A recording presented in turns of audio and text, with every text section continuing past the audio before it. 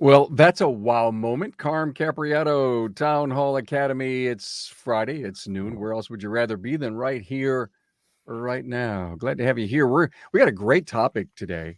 Great topic.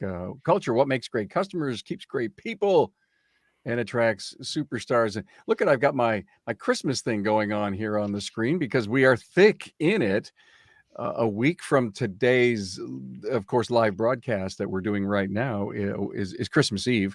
And I do hope you can have all the great family plans that you have planned and nothing gets like COVID gets in your way at all. Hey, we got a great show planned for you. We're coming to you live from the Remarkable Results Radio podcast studio. And sometimes I call it my Carm Cave. Hey, who's with me today? Let me see. Oh, Bill DeBoer's here, and it's been a bit, Bill, but Bill gets a lot of credit from me on a few really important things. But first, let me introduce Bill from DeBoer's Auto Sales and Service, Hamburg, New Jersey. You're going to find a common thread amongst all these people here. This whole entire gang is from New Jersey. I don't know how that happened. I just don't. But Bill, I need to thank you. I opened up a box a couple of Christmases ago, and you had given me more reading material than I could ever deal with.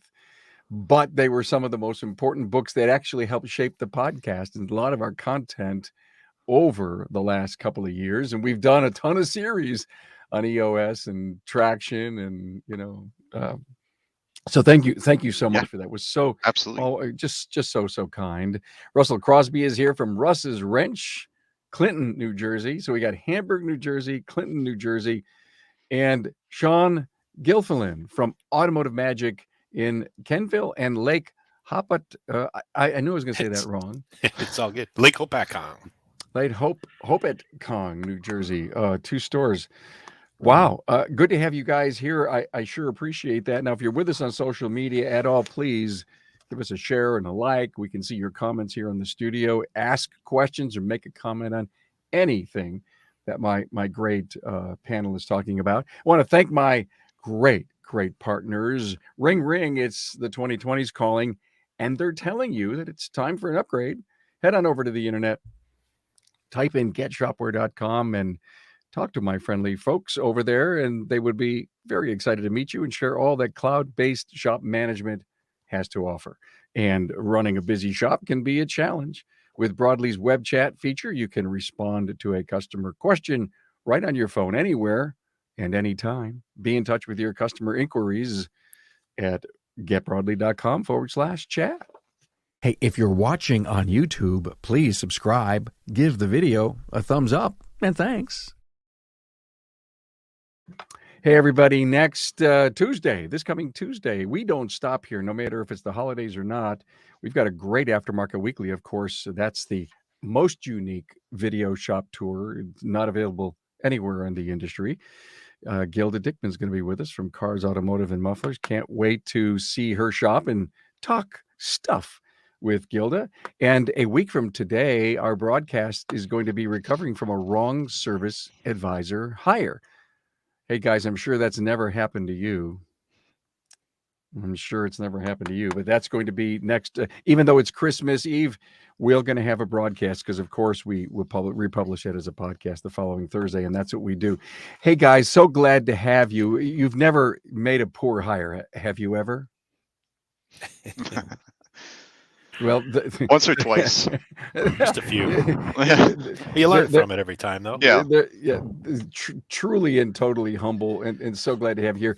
Hey, look, at a great episode that we are going to create and produce. A lot of great think here on culture. I would love to talk just a bit what I've learned about culture, guys, and stop me if I'm wrong. Culture, who are we? Our value set. What we believe in as a team, as a leader, as a company, what we do, and also why we do it. And hopefully in this episode, we're going to cover culture to help you achieve, actually to help your people achieve great goals, how to create a really dynamic, high-performing team, and how to hire superstars because the culture brings them in. So I'm excited. I'm ready. Bill DeBoer, I know one of the things that you've used to help you create your great big culture is EOS, the Entrepreneurial Operating System. Tell us Yeah. about it. Yeah. So we adopted EOS here probably about 3.5 years ago. And it's got a long way to help define our culture and help us screen the new people coming in. So within EOS, I mean, you've covered it quite a bit on your podcast, but it just really sets the culture in place too. And I don't know if that really gets covered until we experience it in the day-to-day operations and how we use that tool or set of tools to manage the business and drive it home. We kind of live in a 90-day world. That's what EOS tees you up for. We have the same expectations going into every meeting, whether it's our weekly leadership meeting, our quarterly, which Shawn and I have both facilitated our quarterlies together. He'll come in and help me out with my team, and I help him out with his team. Same with the annual meeting. And then the other big piece of it is quarterly one-on-one conversations with every employee. So they give the opportunity to give bidirectional feedback on leadership and management, and tell us how we're doing, as well as we get to probe and see not only what their goals are within the business, but within their personal lives too. Because if they win there, then we win at work. Sean, Bill said something huge right there, and that is to have your sit downs, staying connected with your people, really knowing what's going on in their world, understanding their goals. Uh, I I think is that one of the biggest parts, and I'm not talking about being somebody's best friend. I'm not talking about building super intimacy as to what's going on within each other's world, but you got to know what's going on at home, what's going on in the extended family, and they need to feel comfortable to share that with you because there's a lot. And I know, Russ, you're big into this. There's a lot you can do to help people in their journey. Yeah, big time. It's when you can be really authentic with your employees and have that comfortability for them to be able to come to you with anything, and or even just notice when something's going on specifically with an employee or not, if they seem a little off. Once that really the team culture starts to grow, you can see it happening in between the employees as well, where they all got each other's back, and that's something that takes a little bit to grow, and most of it, I can say, from my perspective, looking back, a lot of it was caused by me being able to share myself and what's going on with me. I'm 15 years ago. I'm changing locations with the shop and going through a divorce at the same time. I kind of blew my shop up a little bit, and not realizing the impact that my emotions were carrying during that time really made it difficult to continue to keep a team together, right? Because they saw what I was doing, and just sharing that story, even with the current employees, what it was like for me as the owner, wanting to jump in and help, and then have to go deal with something. You really get that, I guess, practice, let's call it, of being able to express yourself authentically. You got the angel on one shoulder, you got the devil on the other one telling you to do this or do that, and we all have that as human beings. It's one of those things that you could drive yourself nuts back and forth over and over, looking at should I do this? Shouldn't I do this? What are they going to think? And I spent a lot of my time back then looking at how I was going to impact somebody else's emotions by the way I was acting, and trying to prevent more, instead of just being flat out straight up and cut to the chase. Like, this doesn't work or this works, and it takes something to get there. It really does. Russ, I know you really want to chime in about the helping employees, but I have to stop for a moment. Shawn, you've kind of inspired me to think. You said 15 years and the changes that I made. Take us back to the day that you took a leap and said, business culture is the most important thing I have to do now. I mean, what was the realization? Why? Well, when I doubled the size of the shop, I went from a 2,100 square foot building to a 6,000 square foot building. Realized I had to hire twice the amount of people to get it to go, in the direction where it needed to cover itself and make money. Obviously, at the end, that's the whole point. When you put three new people into a team that was already a really tight knit group of guys working together. It really, you could see it's like almost it divided the team into two. It was like competition, this guy against that guy, and it's a fighting over who's getting what job. And it was just kind of like, well, hold on, you guys don't have the entire organization's success at heart. It's all about you. And that's where I really had to look back and check myself. Sometimes looking back, I think I was all about me for quite a while there too. If it wasn't my way, it was the highway. Yeah, Bill and Russ, I'm sorry, I got to get to you here first, but when I think of, we're all different size companies here. I mean, you don't need to be a big company. You don't have to double your size to stop and realize I need a culture. Bill, you're a great example of that. Yeah, I mean, we're a small team, but we're building. We've added 2 headcount over the past year, and using the EOS tools, filtering those people, it really lays out what the culture is in our shop. Like when we sit down and we review the core values during the interview process, it really helps us screen them, and both ways too, right? Because they could say, well, hey, that's not really a good fit for me either. They can opt out right there. So just some great filters in place, and that sets the tone for when they come on, that they're going to be a team player and fit right in. If you go to the website, just type in EOS in the search bar. I've done 7 episodes with Barry Barrett, who's an EOS implementer. And then we did a roundtable by getting shops like you guys that were implementing EOS and had them come in and talk about how well it is working for them, and all, these great acronyms about the 90-day meetings and, rocks and all that neat stuff, and which you can obviously learn from the books, from the EOS books, especially Traction. So I just encourage everyone, if they're saying, what is this EOS thing? We have covered it intently here on the podcast. Russ, but just so meaning to get you right away, did you create culture because you felt, my God, I need to be hiring better people, so where do we start? Or was it just so necessary to solidify and create a much stronger business?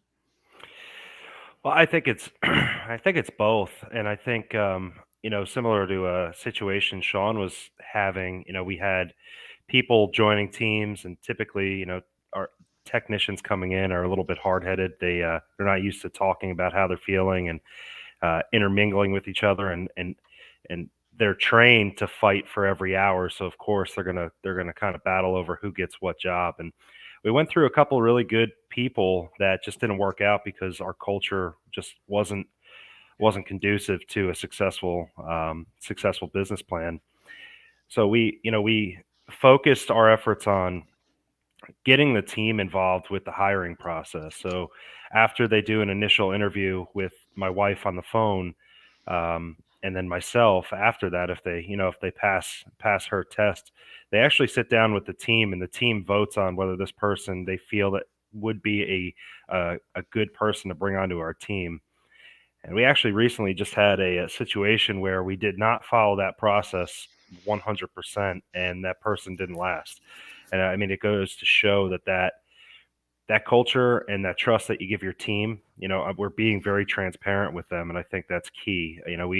I think one of our focuses when we talk about the automotive business, transparency is key for our customers, but we don't always talk about that for our internal customers, right? Our team. So giving them the opportunity to really sit down with this person who's going to join that team and understand who they are, what their goals are, it allows for a better integration of that new person to come onto the team and get off on the right foot and start succeeding without having to learn who all these people are, and kind of it helps them weave themselves into our culture.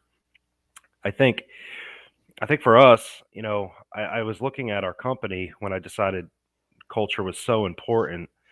Um, I looked at the way that I wanted to help our customers, and I know and I feel that the majority of the people in this industry really got into the industry because of the same thing. They want to help people. We want to get their cars back on the road. We want to do the right thing.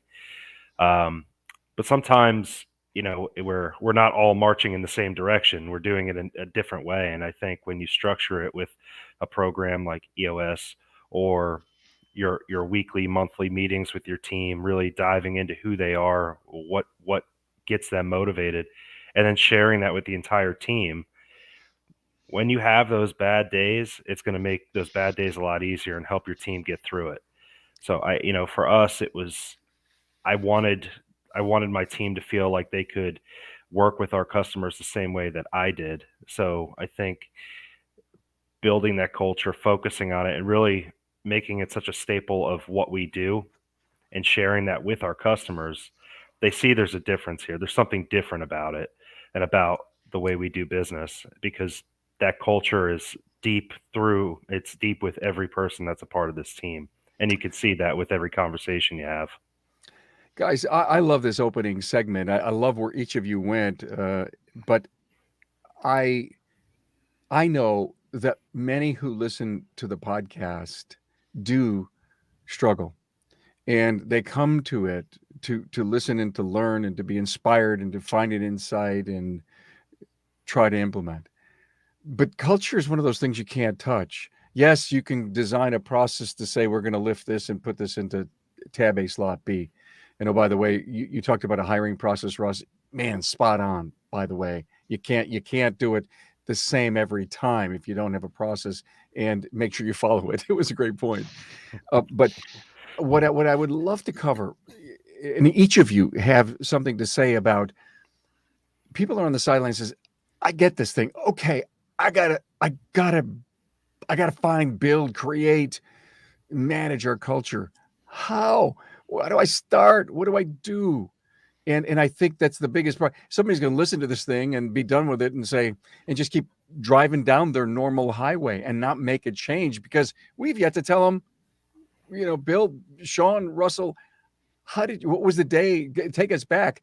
Did you sit down with your team and create the culture? Did you create your why? Was it vision? What was it that helped congeal the team and create this? Can Bill explain to me that what someone has to do first? Yeah, well, I think you have culture whether you want it or you don't, right? It's a matter of whether it's good culture or bad culture. You're going to have culture. That's just the way it is. And I think the biggest thing for me, I did it wrong for many, many years till I just started learning more, right?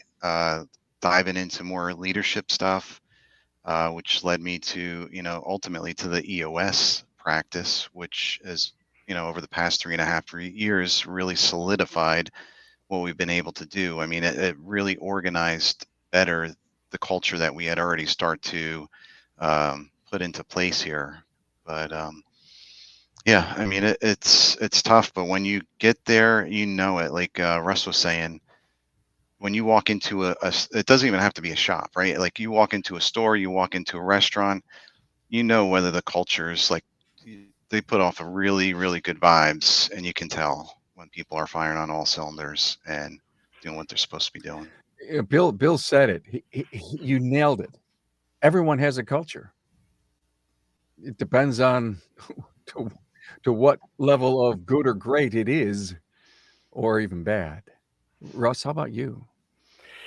I think some of the steps that you have to take, and when we first started on this journey, I was in the same boat. Like, how am I going to turn this thing around? I have no idea. I think I'm a nice guy. I think I listen well, but do I? And I think I looked at that pretty hard. And actually talking with my two friends here, Shawn and Bill, we talked a lot about tools that we could use, and reading is certainly one of those tools. There's so many books out there that really help to teach you how to create this great culture.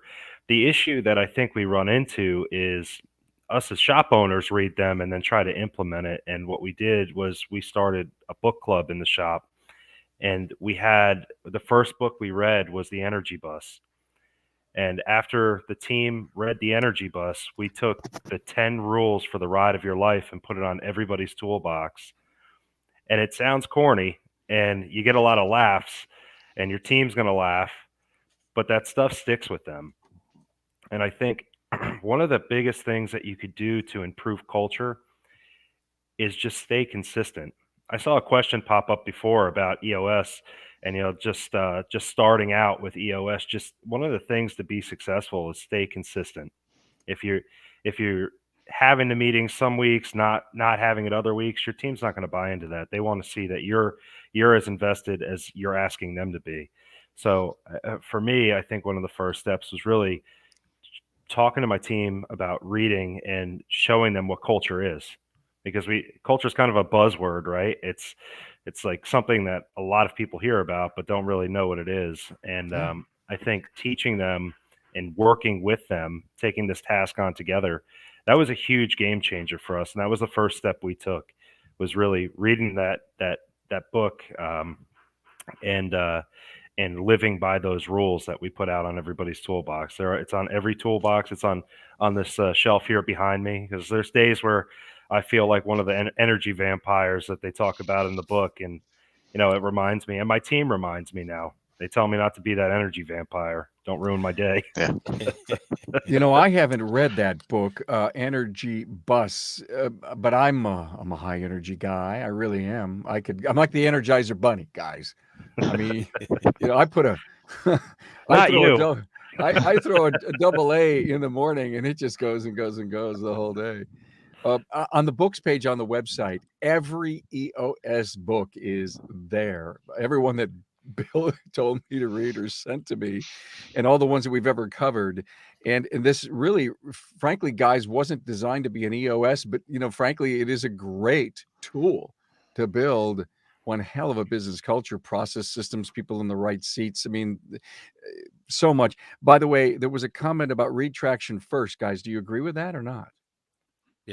Absolutely. Cool. Well, we'll add Energy Bus to the books page this afternoon, and everybody can go there and see the entire series from Gino Wickman.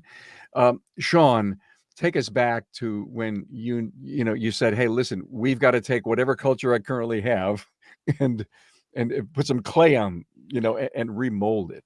Right, remold it. So I was fortunate. My uncle owns a big consulting company that he works with a lot of pharmaceutical companies, different type of business. But really, when it comes down to dealing with the human factor and the people that are on your team, I was lucky to work with him. I was struggling. I moved into the new big shop. I couldn't afford the place. I was kind of running rampant, working late, and I need your help. And really asking for the help, I think, is the first step, or being willing to humble yourself to the point where you're gonna need some coaching, or you need some help. Having those people and friends around and mentors to count on.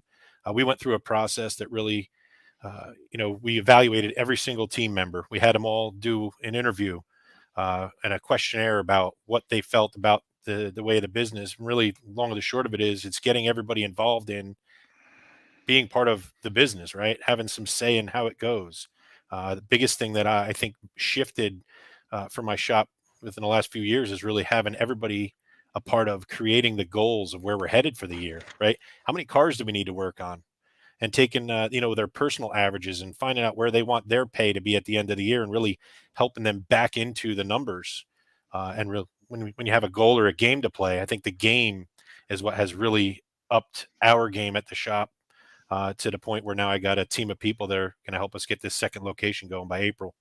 And we're all playing a game. Everybody's a piece of it.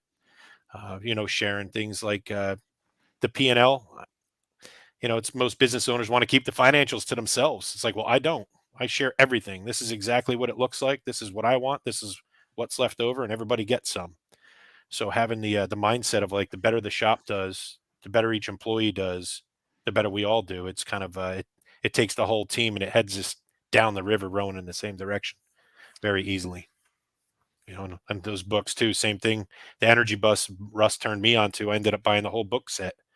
There's a book in there called Soup, and it's about culture, right? You got the training camp with the best do better than everyone else. Our whole team's been through, that entire set of John Gordon's books, and that makes a difference.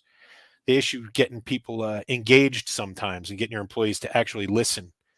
I pay for their Audible account if they can prove to me that they read a book that month or listened to a book, right? I got a couple guys that are in the car for 45 minutes. And it's neat when you get a couple of them reading at the same time, and some of them kind of start talking about what they're getting out of the book and calling each other sugar in the back of the shop. Like, you don't hear technicians calling each other sugar. You're like, what the hell's going on in here? But really having everybody engaged at the same time and letting them know you really care about where we're headed and that you're driving the bus. I mean, you got to lead from the front. It's hard to push a rope. Hey, guys, did you ever sit down? I mean, probably today, I'm sure you have, but in the early days, sit down with your team and says, let me tell you the vision that I have. I'll tell you why I decided to buy and own a business and where I would love it to go, and have you on my train to get there. Have you done that? Obviously you have, but again, let's go back to helping the people that are struggling know what could the process be, finding the value set, sharing the vision. Guys, I'd love to hear your comments on that. So I think a lot of us that get into this industry have that entrepreneurial seizure, right? We just dive into it and we hit the ground running, and all we want to do is survive. So vision, yeah, my vision is to stay open for another week. That's kind of what I think that a lot of us feel in the beginning, right?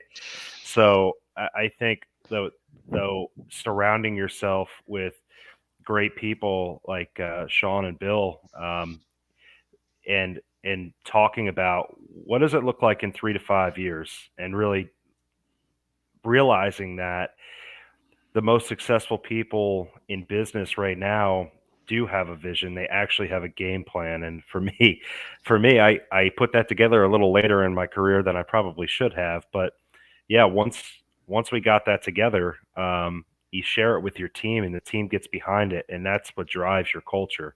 You have this vision, but if it's in your head and not on paper and not in front of them all the time, it's not going to go anywhere. It's just going to sit there. So I think sharing it with them is huge, and we put out some really lofty goals for our vision in the future, and they love it because it's outside the box. But we're going for it. We're going to make it happen because they know that's the path that we want to go. Thanks, Ross. Hey, Shawn, I want to come back and I want to hear your side of that. But first, I do want to thank again our sponsors for being here, our partners. Hey, question: what do Worldpac, Mitchell One, Kukui, and QuickBooks have in common? Well, they all work with Shopware. Connecting the aftermarket together is Shopware's mission. All in one platform maximizes their shop efficiency, your shop efficiency, and delivers customer satisfaction without compromise. Get the shop management software that's trusted all across our industry on the web at getshopware.com.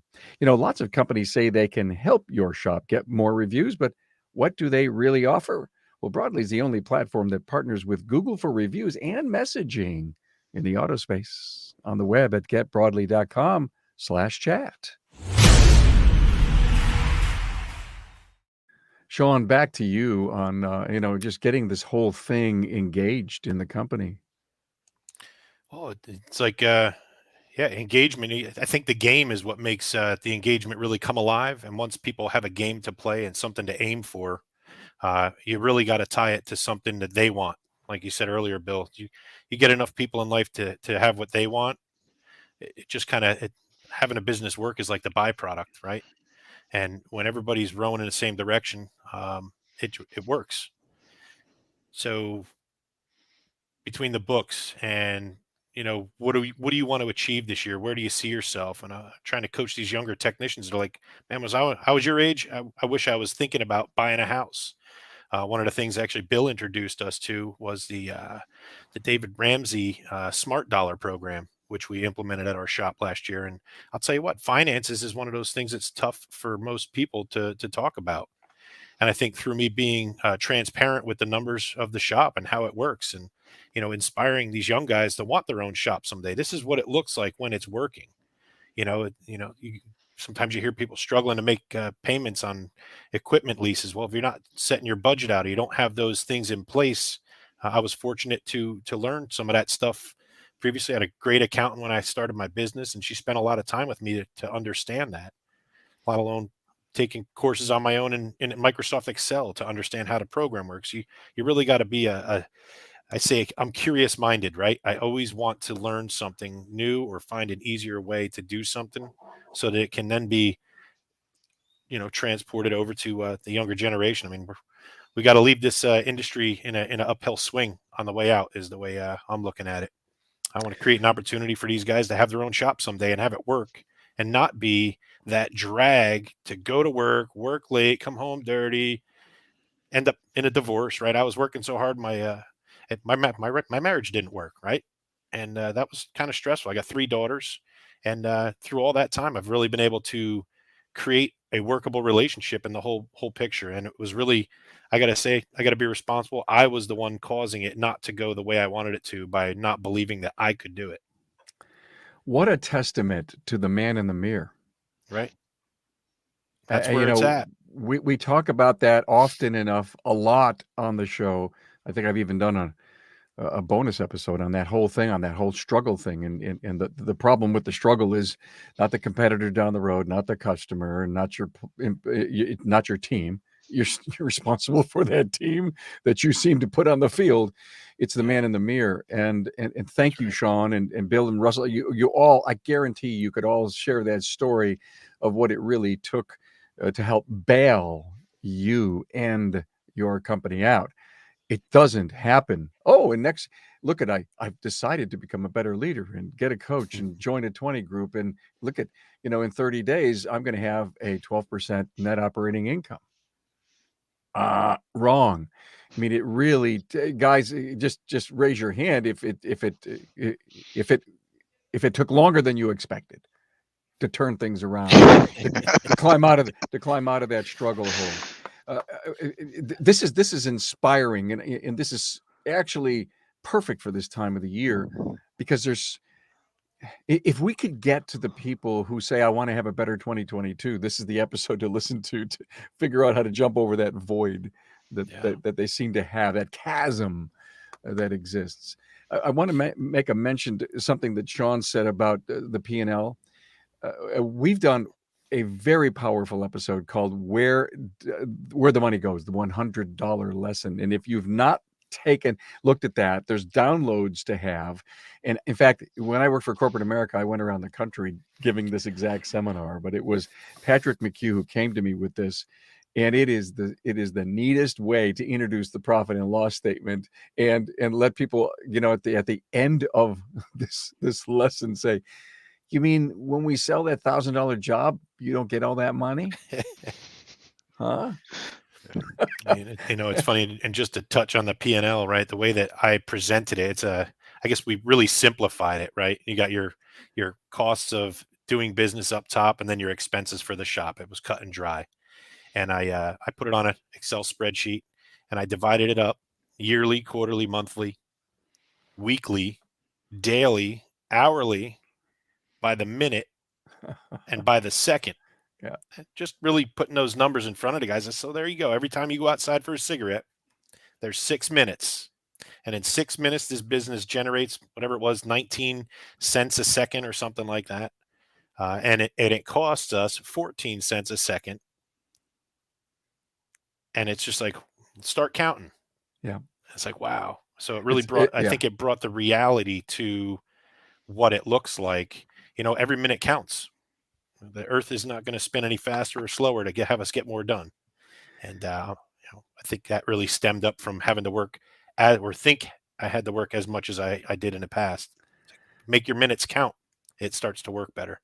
And that's what made it real for the team to really get engaged on, let's drive this thing. Because everything that comes to the bottom, consider 0.02 cents of what goes to that bottom line, you're going to wind up with every second this year that it goes over the mark that we need to hit. And then it's a race, right? What I don't mean to be, taking over your conversations, guys, but you inspire me to say some things that, I'm a huge believer in, and that our people's, when we say, listen, we need to generate this kind of profit to sustain the company, and they don't really realize that buying equipment, paying off debt for growth, and future wage increases, I mean, all of that stuff, that's why it's necessary to build a profitable company. Yeah, sure. I've got this big risk, this big investment, and of course we share incentives and bonuses, but that needs to come out of the profit that the company needs to generate, because our sales are there, our margin is right, our costs are under control, and here we are, and you're earning great monies, and people are coming through the door, business is great.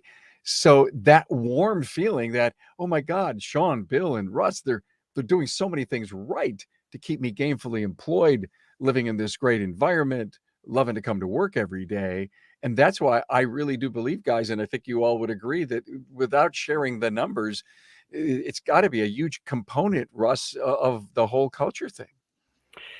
Yeah, Shawn hit it on the head before when he said, talking about finances is something. It's like a topic that so many people try to avoid, and it's such an important topic that we're not taught in school, and we don't, unless you were lucky enough to have someone in your life to really teach you about it. I really feel that it's super important as business owners to educate ourselves and then share that with the team, just like Shawn and Bill do. um, it's going to help you make better decisions. And when you're trying to implement change, or you're telling the guys, hey, let's not use 5 cans of brake clean to clean up a little oil stain on the side of the motor. All of that comes out of the bottom line, and that's going to affect your bonus. Um, they can understand that after you show them what all these numbers mean, because we're not taught that in school. We're not given that opportunity, and I think it's huge that, and I think, like Shawn said before, it's our responsibility now that we understand, or hopefully understand, our numbers and our P&L. We have to share that with the team, and we have to teach them. And it's incredibly powerful once they get it, because you see them start making better financial decisions in their personal life too, which ultimately will enhance how they carry themselves at work. Yeah, just to dovetail off of that too, I think largely what this conversation is about is, empowering our employees as part of the culture to, act as their own business owners within our group. And that's kind of what we have at DeBoer's Auto. Josh, who's on our leadership team, he's our head technician in the shop. He, a couple one-to-ones ago, he said to me something real powerful. He says, Bill, I always wanted to own my own shop, but working here and working on the leadership team makes me feel like I own my own shop. And when you get to that level with people and employees, it takes the burden off of leadership some too, because now they're not coming to you for every little question. The whole dad syndrome, just figure it out. You guys have the power, you know what the numbers are, make the decisions for yourself.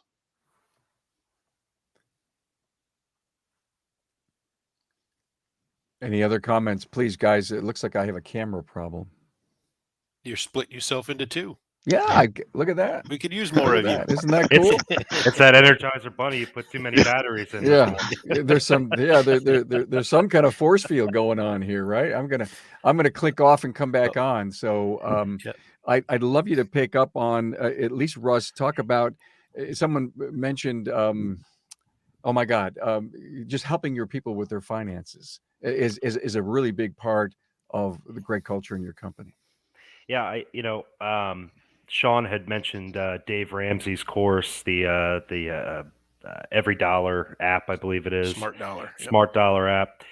My wife and I, about a year ago, decided to take Dave Ramsey's course.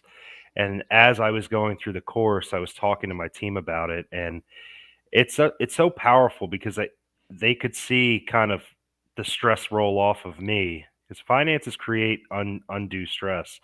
And I feel that there's enough things in this world to create stress. We shouldn't really be stressing about money. And I feel like if we could teach our team how to be more responsible with their finances, it saves us a lot of hard conversations as business owners, because they think without that education, they think that they're going to correct their problems just by getting a raise. More money is going to overcome bad habits, and it doesn't work like that. And I know Bill and Shawn, you guys will attest to that. And I think really sharing the education that us as business owners are eligible to get I feel like it's our responsibility to give that back to them and give them everything that we can to set them up for success. And maybe it is one day them buying the shop from us. We would probably want them to make the right financial decisions now, so that the legacy that we're leaving behind is still there when they're running it. And I think that's such a powerful thing in investing in your people and their finances, because it really does, it pays dividends in the end for the company. What do you think, Bill? Yeah, absolutely. I just got done with a book called Dream Manager by Matthew Kelly. Share it here. I had it on my list for a long time, and then I saw somebody in one of the auto shop Facebook groups posted it, and so I said, let me jump on and read that. And it's a role within the company, and that's what that person is the dream manager, and it's to meet with the employees on a regular basis and help them figure out their dreams and how the business can help facilitate it. And we're fortunate enough to have, and I'm hoping that I can recruit them. But there's a local county college professor that's a psychology professor, and he is looking to retire. So I'm hoping that I can get him for about 10 hours a month. He's an amazing person, and I'm going to send him a copy of this, and I'm hoping to hire him as the dream manager to come in, because a lot of what I do with these one-to-ones every quarter is try to figure out, how I can help them with their personal lives. And sometimes they're not comfortable talking about that. So the role of the dream manager would be that in between where, everything can remain confidential, but at the same time help them dream. And obviously with the dreaming part of it, and he lays out in the book, is a major piece of that is the financial and fiscal responsibility of personal finances. So that's a component of what the dream manager would do, not only help them dream, but how they can afford those dreams. And obviously within our business, how their earnings come into play with that. So, Hey, Bill, please let me know how that goes. I love that entire concept, and maybe one day we could actually share this with our audience. No doubt our industry could benefit, and no doubt that you guys are close together. That I'm sure whatever Bill does will spill over to you guys.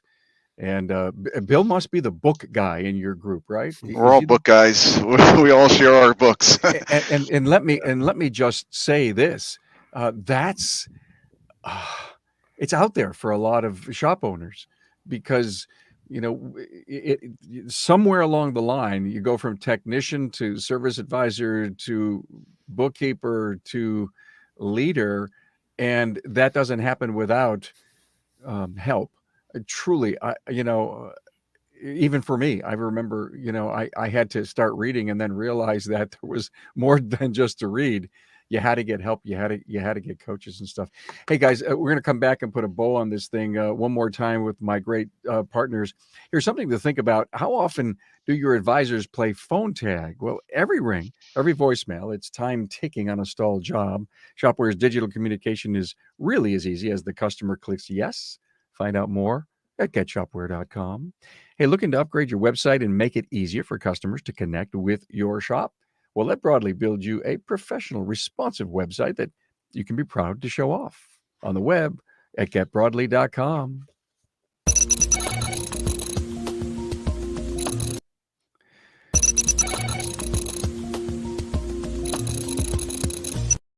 Hey, I really think we kind of nailed this, and I don't mean kind of because it's not what I expected. It's way beyond what I expected, and I thank you for this. I think the biggest piece here, guys, is to try to take that individual who says, well, I need to do this. I know this. I get it. It's been haunting me. How do I start? I think you guys really helped, reading books. I don't think you guys could have really done it without the support of each other. Again, the EOS system, go to the website and find it. But you guys all sent me some great talking points that we may not have covered yet, even because I maybe I took this off to a different level, a different tangent. So let's go around the room.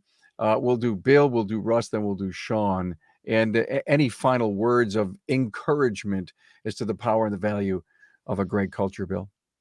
Yeah, so culture, like I said, it's there whether you want it or not. And if you're feeling like you have bad culture and you want to start getting a hold of that and turn it around, there's some simple tools out there. EOS is one of them. There's a number of other programs out there, but just start it and make it a team project. I mean, there's no better way to get buy-in than if people are helping you figure this out and you're using their ideas. I mean, it'll go so far to build the culture in the group. So that's pretty much what I got to say. I love it. I mean, let the team do it, right? Yeah.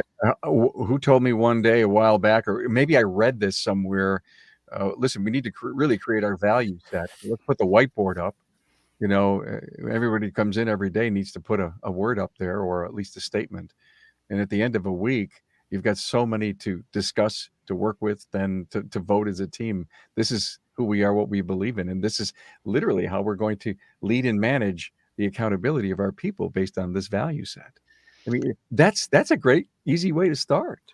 Yeah, going back to EOS, not to to go on about it, but they got the VTO. I mean, we sat down when we had our level 10 meetings in the beginning. We didn't have a whole lot to talk about. We just made our rocks each section on the VTO, which is one of them's core values. We start there, and we've figured it out as a team and what was important to us, and then we just went on to the next piece, and nailed it down.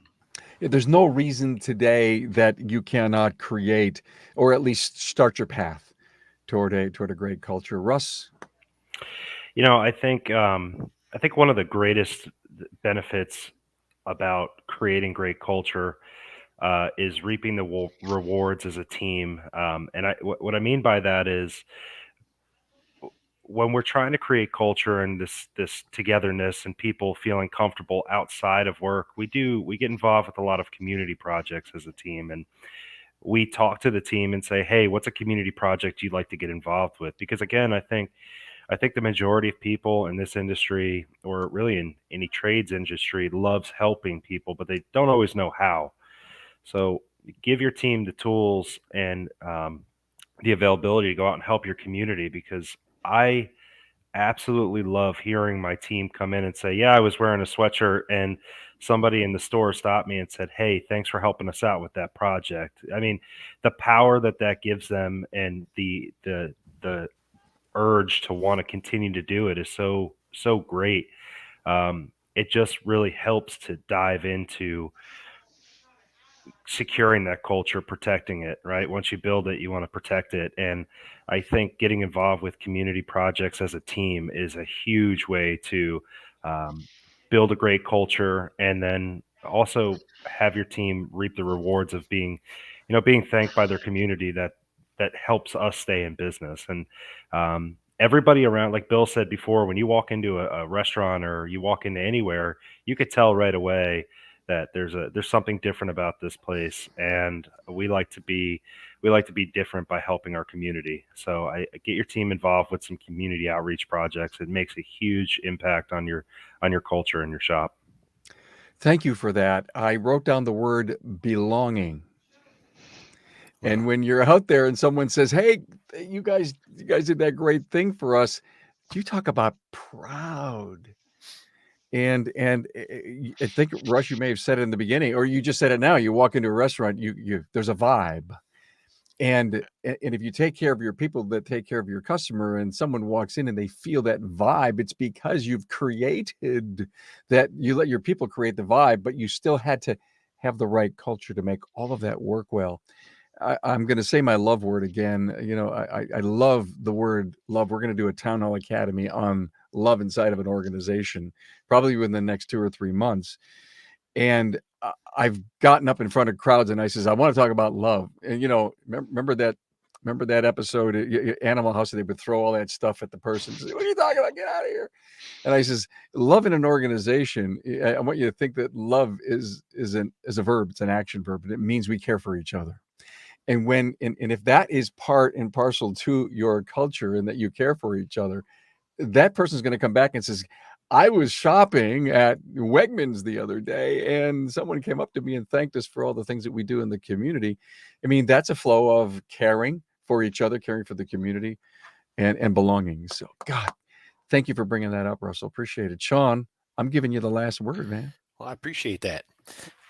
With all this culture stuff, I really see a huge difference in just having, a group like Bill, Russ, myself, and there's a couple other shop owners that we connect with on a regular basis, and even get our teams together, right?